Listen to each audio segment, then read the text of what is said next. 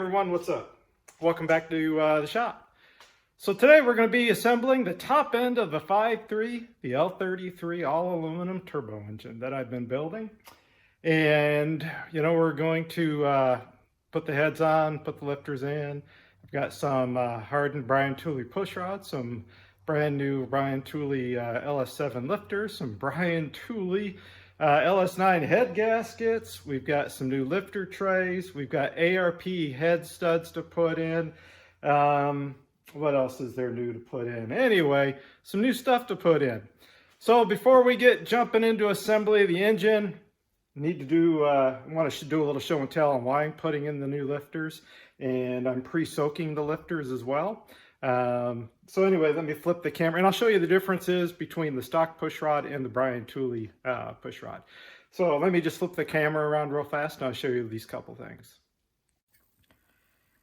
All right, guys, so here is the factory lifter and here's the new Brian Tooley lifter. And if you notice real close, notice how the lifter is stuck down, where the plunger here is all the way up on the Brian Tooley one. So these lifters have, I think, 217, 212. Anyway, they've got a couple 100,000 miles on them. These lifters have seen their day. I'm not about to trust doing, 7,000, RPM shifts with the turbo, and having a valve hang open or something because bad lifters. That's why I'm going the new ones. Here is also a difference in the push rods. So this, again, is the old push rod. You notice the ball here. Now this is the new Brian Tooley Racing hardened push rod. Notice there's no ball. However, right, it does have a pass-through hole, for the oil to feed up to the, from the lifter up to the rockers. All right, so you see that. So if these are a hardened push rod again, where these balls are pushed in, there's no chance for those balls to come out because it's a solid hardened push rod.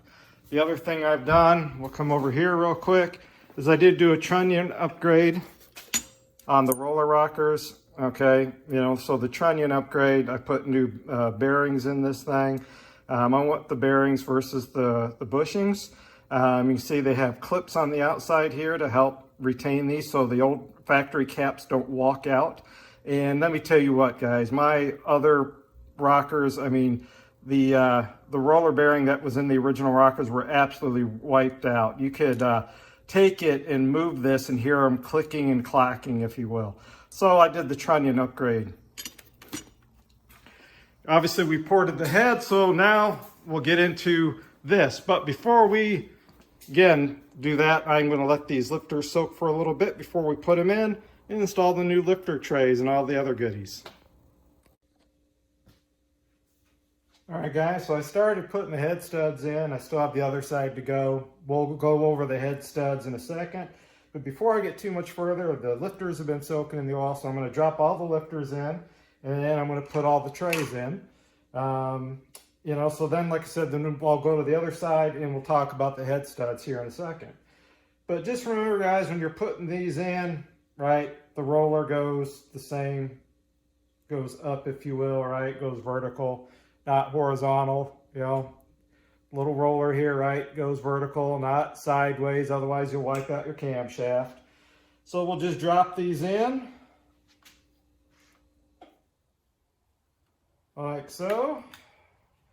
Just pop them in there and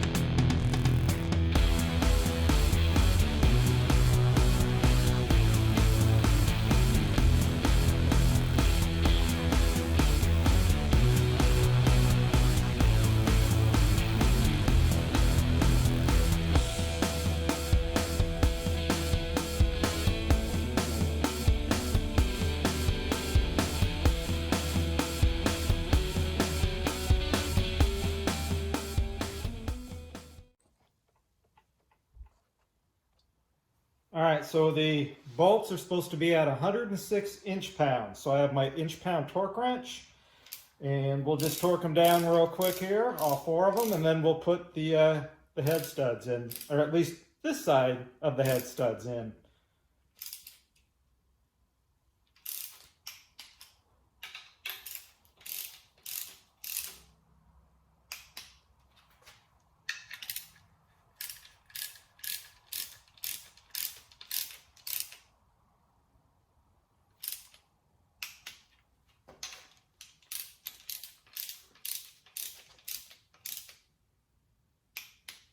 And there we go.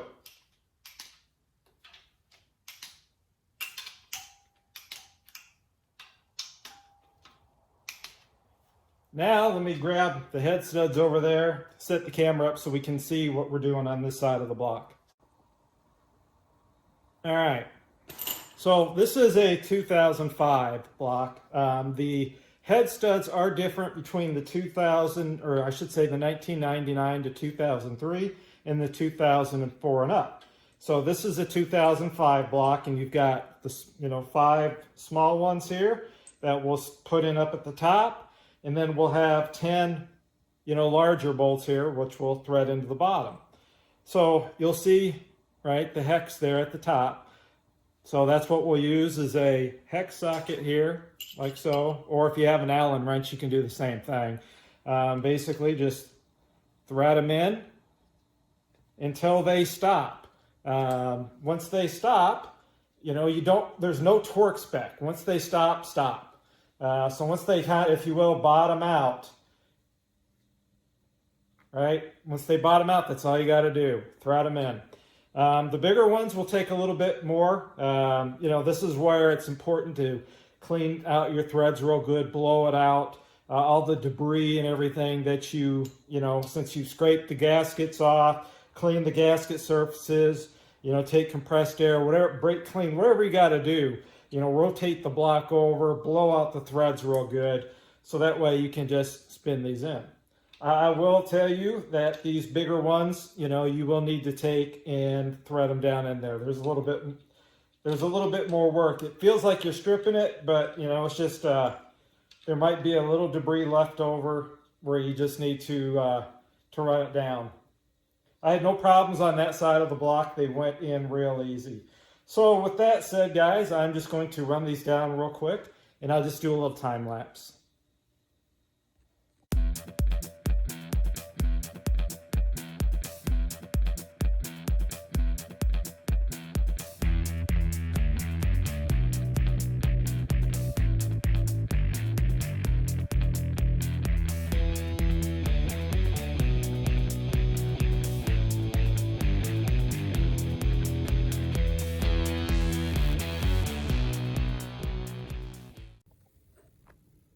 All right, guys, so we've got all the head studs in, we've got the lifters in, we got the lifter trays all installed.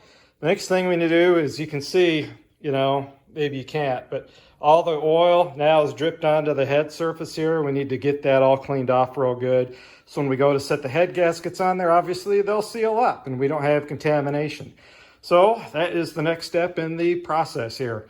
And then after that, we can set the head gaskets on, and we can set the heads on, and we'll go through the torque sequence next.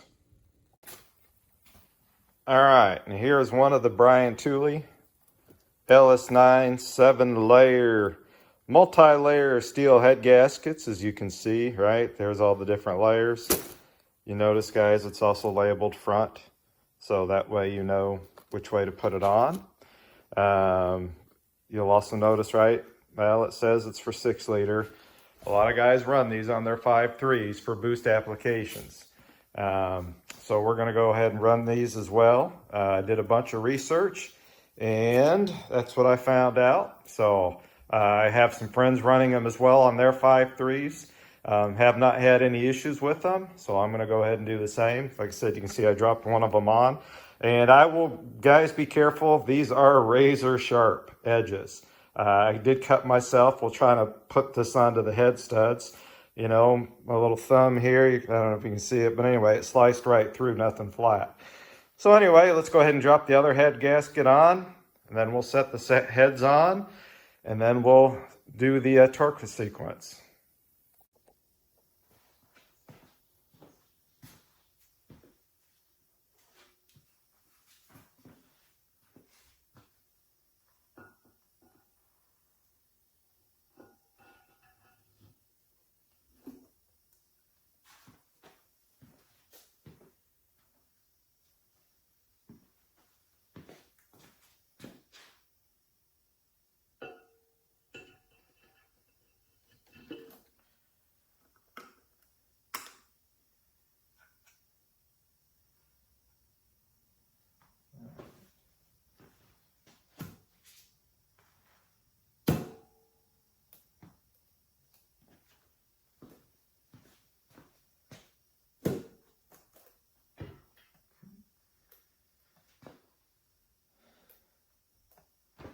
All right, guys, so as you can see, we got the heads now set in place.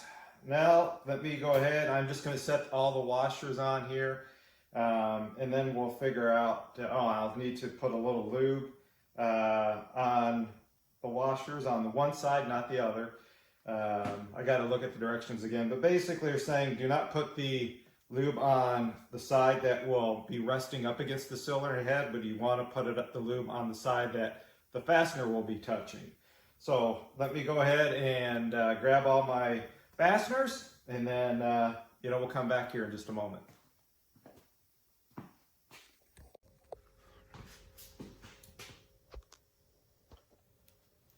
All right, guys, so the directions say to clean all the washers off, with the oily machining oil, right? And then place them, on the cylinder head dry. Now, your big ones, if you notice, right, you can see the little stamping there. That side goes down against the cylinder head, and the flat side, if you will, or nothing, on there, goes facing upward. Do not put any lubricant, any ARP lube on these. You'll put the lube on the threads of the stud and on the bottom of the nut, so none on the washer. Again, so just clean the oil off, and the stamp part goes facing downward. All right, guys, so as you can see, we've got all the washers installed. Got all, everything's in place. Oops, looks like I need to make sure that one gets all the way down. So they're facing, again, right, that side faces the head. Flat side, faces upward. So the next thing we need to do is put a little bit of the ARP lube on the threads, and then they say to put it on the bottom of the nuts, and then run all the nuts down hand tight, and then we need to follow that torque procedure. So basically, nuts 1 through 10, we'll do 25 foot-pounds, and then again, nuts 1 through 10, we'll do 50 foot-pounds, and then, we'll do them to 80 foot-pounds, and then 11 through 15, we'll do at 28 foot-pounds. And that's pretty much it. So we'll do, it looks like, we'll do, looks like 1, 2, looks like 3, 4, 4, I guess it'd be 5, 6, 7, 8, looks like 9, 10, and then you'll do these, top ones last. So anyway, let me go ahead and get all the nuts installed with the ARP lube, and then we'll go through the torque sequence. So guys, here's a little trick for you. You can get these long Q-tips, right? I don't know if you've ever seen them or not. These grip industrial cotton swabs. You can get these from Harbor Freight, if I remember right.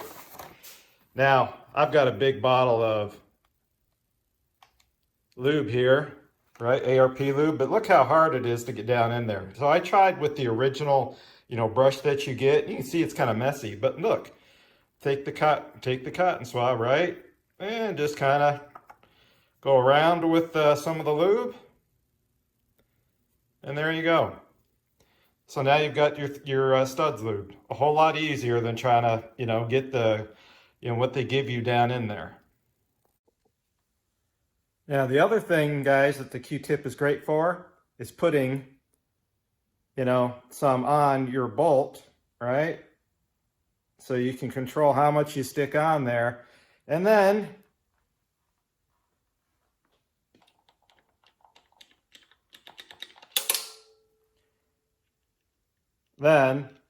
you can run this down,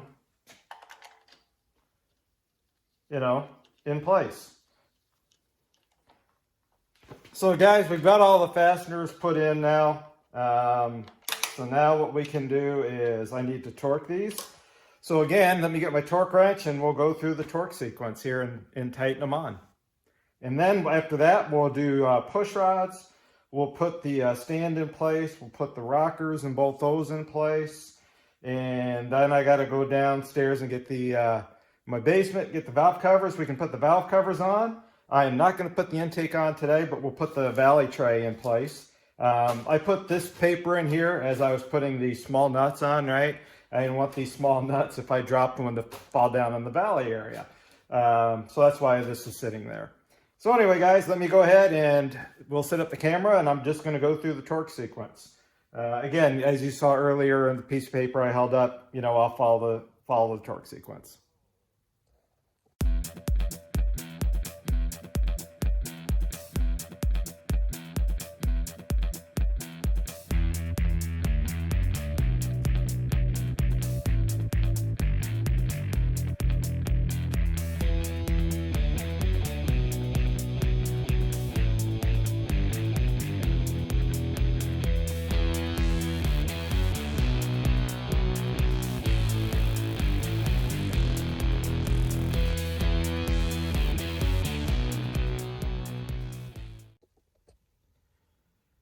All right, guys, so I've got the rocker stand just kind of setting in here. We're going to drop in the push rods. One thing I'm going to do is use my assembly lube again. I'm going to put a little on the tip of the push rod, drop it down into the lifter, and then put a little dab, on top of the push rod there as well. So that way, when we start breaking this thing in. Now, granted, there's a little bit of, I'm trying not to plug the hole, if you will. Oil pressure will blow right over that, so I'm not too worried about it. But I'm just trying to put a little on here, so when we do kind of get her going for the first time, we won't have any problems. So once I get all the push rods set in place, then I'll put these rockers in. And I'm also going to put some of this, on these rocker as well. So that way, again, it's got something, there is just a little bit of lube until we get some oil pressure built up. And that's why I kind of like using this stuff versus the other stuff. Again, this engine's not going to be running for a little bit. So, the assembly lube won't drain off, if you will, like some of the other assembly lubes. So that's why I kind of like using this stuff. So like I said, I'll finish putting the push rods in, and then we'll go ahead and we'll set the rockers in place, and we'll bolt those on.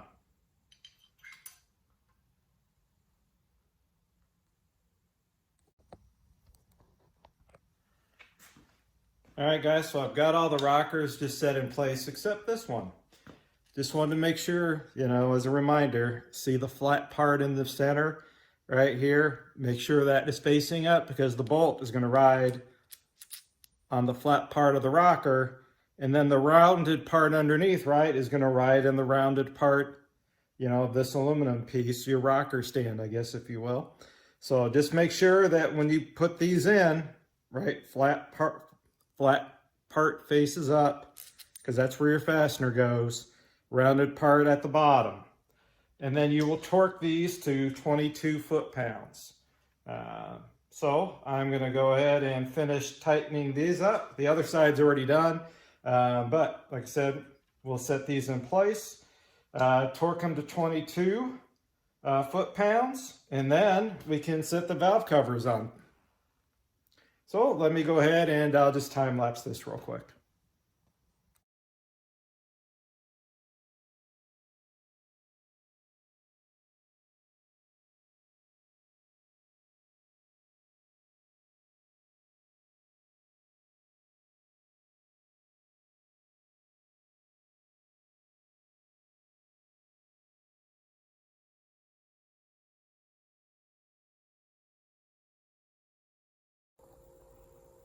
All right, guys, so here's my valve covers, and if you watched one of the previous videos, you saw where I cleaned these up, powder coated these, powder coated the brackets, you know, took and cleaned up these coil packs real good and painted these up so they look halfway decent.